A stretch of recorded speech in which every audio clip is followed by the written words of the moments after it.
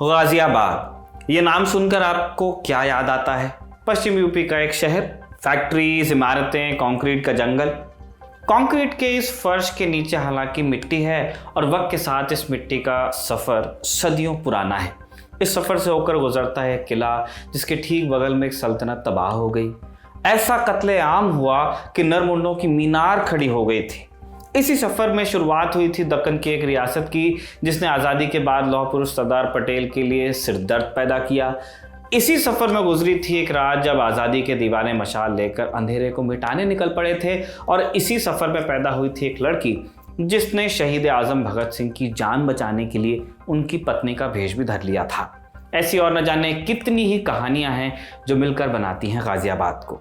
क्या है इस शहर का इतिहास, जानेंगे आज के एपिसोड में। जानेंगे कैसे पड़ा गाजियाबाद का नाम, हैदराबाद की निज़ाम शाही से गाजियाबाद का रिश्ता क्या, और कैसे बना ये नॉर्थ इंडिया का इंडस्ट्रियल हब। नमस्ते, मैं हूं निखिल और आप देख रहे हैं ऐतिहासिक किस्सों कहानी से जुड़ा हमारा रोजाना का कार्यक्रम तारीख।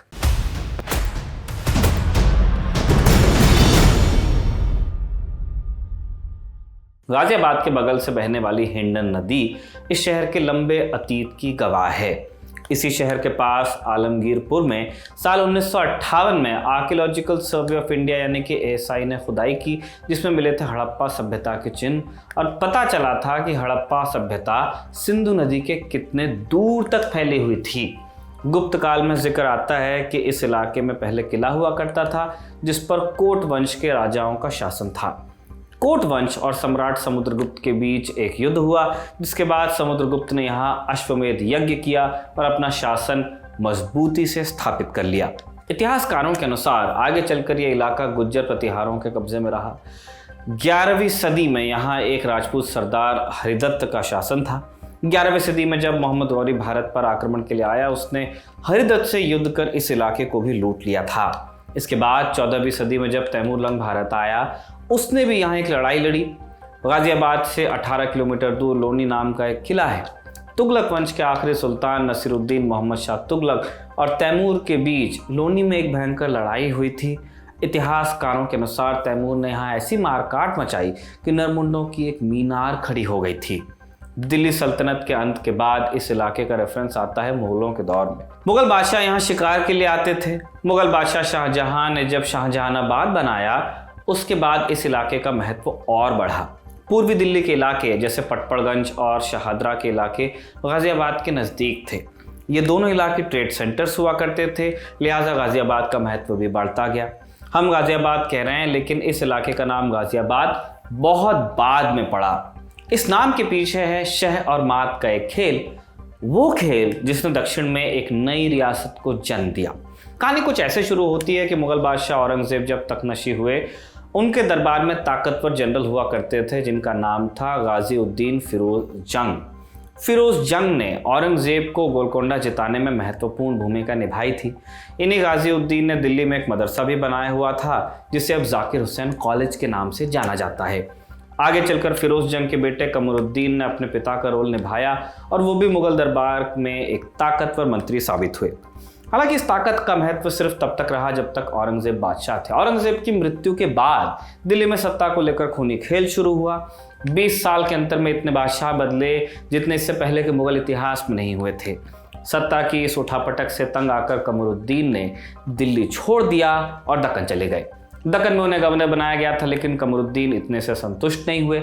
उन्होंने मुगलों से बगावत कर एक नई रियासत बना ली और हैदराबाद का उदय हुआ। शुरुआत हुई निज़ाम शाही की, जिसके पहले निज़ाम थे कमरुद्दीन खान सिद्दीकी उर्फ आसफ जह प्रथम उर्फ निज़ाम उल मुल्क। मुगलों ने निज़ाम की बगावत दबाने की कोशिश की। दोनों के बीच आखिर में एक संधि भी हो गई और हैदराबाद ने मुगलों की सुज़ेरेनिटी स्वीकार कर ली, यानी कि उनको अपने से 20 मान लिया। निज़ाम के 6 बेटे थे, उनमें से एक को उन्होंने मुगल दरबार की सेवा के लिए भेज भी दिया।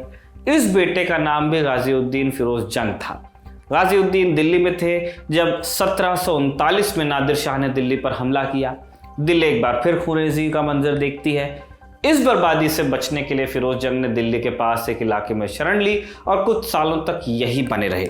बाद में इस जगह का नाम गाजीउद्दीन के नाम पर गाजीउद्दीन नगर पड़ गया। ऐतिहासिक दस्तावेज बताते हैं कि 1740 में गाजिउद्दीन नगर का नाम रखा गया था और गाजिउद्दीन ने यहाँ 120 कमरों वाली एक सराय भी बनाई थी। बहरहाल कहानी आगे पहुंचती है साल 1748 में। तब तक दक्कन में सत्ता को लेकर एक नया ही संघर्ष शुरू हो गया था। जैसा पहले हमने बताया, हैदराबाद के निज़ाम के 6 बेटे थे। निज़ाम की मौत 1748 में हुई और 6 में से 4 भाइयों के बीच सत्ता को लेकर तनातनी शुरू हो गई। इस लड़ाई में जीत हुई नसीर जंग की और वो हैदराबाद के दूसरे निज़ाम बने। इधर दिल्ली में गाजिउद्दीन फिरोज जंग इस बात से नाराज़ हुए, बहुत नाराज़ हुए। खुद को गद्दी का असली वारिस वो मानते थे, इसलिए उन्होंने मुगल बादशाह से नज़दीकी का फ़ायदा उठाया और एक फरमान जारी करवा लिया जिसके अनुसार उन्हें दक्कन का सूबेदार नियुक्त किया जा चुका था, गवर्नर। हालांकि इस वक्त तक मुगलों की वैसी ताकत नहीं रह गई थी जैसी औरंगजेब के वक्त में थी और इसीलिए उस हुक्म की तामील भी कैसे होती। हैदराबाद ने बादशाह की एक नहीं सुनी। गाजिउद्दीन अपना हक लेने के लिए अड़े, लेकिन उन्होंने निज़ाम के दुश्मन मराठा साम्राज्य से मदद मांगी।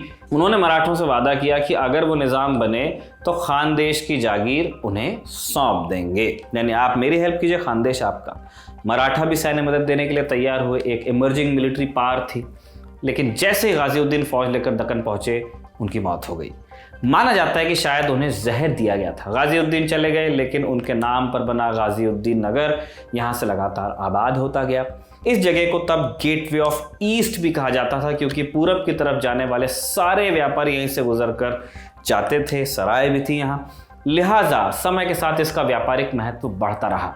गाजियाबाद कई युद्धों का भी गवाह बना। 25 दिसंबर 1763 के रोज गाजियाबाद में जाट महाराजा सूरजमल और रोहिला सरदार नजीब उद दौला के बीच जंग हुई। इसके अगले साल बक्सर की लड़ाई में ब्रिटिश ईस्ट इंडिया कंपनी ने मुगल, अवध और बंगाल की संयुक्त फौज को हराया। इस युद्ध के बाद मुगल बादशाह शाह आलम दिल्ली छोड़कर इलाहाबाद चले गए। 1771 में शाह आलम दिल्ली लौटे, लेकिन तब तक वो कहावत मशहूर हो चुकी थी कि सल्तनत शाह आलम अज दिल्ली तपालम, यानी शाह आलम की सल्तनत दिल्ली से पालम तक ही सीमित रह गई। शाह आलम दिल्ली में मराठों की छतरी के नीचे राज कर रहे थे। गाजियाबाद भी इसी छतरी के नीचे था। मराठों की हार के बाद गाजियाबाद अंग्रेजों के कब्जे में आ गया। 1857 में जब क्रांति हुई, गाजियाबाद में भी क्रांति की चिंगारी उठी और दादरी और पिलखुआ इलाके के लोगों ने गाजियाबाद को अपना लास्ट स्टैंड बनाया, जिसके बाद यहाँ क्रांतिकारियों और ब्रिटिश गैरिसन के बीच एक बड़ी लड़ाई हुई। इस लड़ाई में दोनों तरफ के काफ़ी लोग मारे गए, लेकिन अंग्रेज जीते आखिर में। गाजियाबाद में हुई लड़ाई को अंग्रेजी दस्तावेजों ने बैटल ऑफ गाजिउद्दीन नगर नाम से दर्ज किया है, जिससे पता चलता है कि 1857 तक गाजियाबाद को गाजिउद्दीन नगर ही कहा जाता था। बहरहाल 1857 के बाद, जैसा कि हम जानते हैं, अंग्रेजों ने शासन के पेंच कसने शुरू किए। भारत में रेलवे लाइन डलने के पीछे भी एक बड़ा मकसद यही था कि वक्त पर फौज को एक जगह से दूसरी जगह भेजा जा सके और कम्युनिकेशन तेज हो, ताकि आगे ऐसे किसी विद्रोह को बढ़ने से रोका जा सके। इन रेलवे लाइंस पर बनने वाले स्टेशन में से एक गाजियाबाद भी था। दिल्ली और मेरठ के बीच रेल लाइन डाली गई 1866 में। वहीं एक लाइन जो गाजियाबाद को सहारनपुर से अंबाला होते हुए अमृतसर से जोड़ती थी, वो डाली गई 1870 में। रेलवे की शुरुआत और दिल्ली से नजदीकी के चलते 20वीं सदी में एक बार फिर गाजियाबाद व्यापार के केंद्र के रूप में स्थापित होता है। आज़ादी से ठीक पहले यहाँ इंडस्ट्रियलाइजेशन की शुरुआत हुई और 30 के लगभग फैक्ट्रीज डाली गई थी। इनमें से डायर मेकिन ब्रूरीज लिमिटेड नाम की कंपनी की एक ब्रूरी भी थी। कंपनी के नाम में आपने नोटिस किया होगा डायर जुड़ा था। ये नाम आपने और एक और जगह सुना है, ठीक वहीं जहां आप समझे, ये वही जनरल डायर वाला डायर है। वही डायर जिसने जलियांवाला बाग में हजारों लोगों का नरसंहार किया। डायर मेकिन ब्रूरीज लिमिटेड की शुरुआत जनरल डायर के पिता ने की थी। बाद में नरेंद्र नाथ मोहन इस कंपनी के मालिक हुए और कंपनी का नाम बदलकर मोहन मेकिन ब्रूरीज लिमिटेड हुआ। ये वही कंपनी है जो भारत की लेजेंडरी रम ओल्ड मंक भी बनाती है। मोहन मेकिन के अलावा गाजियाबाद में और भी कई कंपनीज ने फैक्ट्री डाली।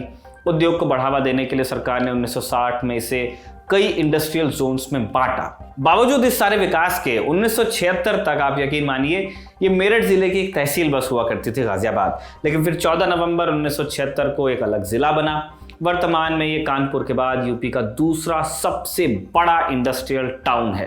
गाजियाबाद का इंडियन एयरफोर्स से भी एक खास रिश्ता है। 1965 में भारत पाक युद्ध के दौरान गाजियाबाद में हिंडन एयरफोर्स स्टेशन बनाया गया, जहां से फाइटर जेट उड़ान भरा करते थे। गाजियाबाद की कहानी यही मुकम्मल भी हो सकती है, लेकिन हमारा मानना है कि कोई शहर बिना उसके लोगों के नहीं बनता।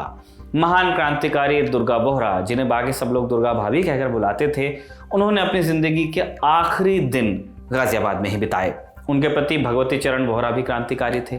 पति की मृत्यु के बाद दुर्गा भाभी ने लखनऊ में एक स्कूल खोला, जिसे 1975 तक वही चलाती रहीं। अंतिम दिनों में वो गाजियाबाद आकर बसी। 24 साल गाजियाबाद में बिताने के बाद उन्होंने इसी जगह पर साल 1999 में अपनी अंतिम सांस ली। गाजियाबाद की ये कहानी आपको कैसे लगी, हमें कमेंट बॉक्स में लिखकर बताइएगा। कमल ने ये कहानी आपके लिए लिखी, बुनी और आलोक ने इसे आपके लिए रिकॉर्ड किया। आप देखते रहिए दी ललन टॉक।